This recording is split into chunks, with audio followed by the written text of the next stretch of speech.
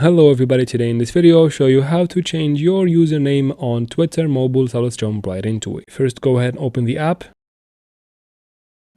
tap on the profile picture in the top left corner, and then tap on settings and support down here. After that tap on settings and privacy, tap on your account, and then tap on account information. From here tap on username, and from here just tap on the text box right here and type in your username. Just make sure it is an available one. And once you're done, tap on done right here.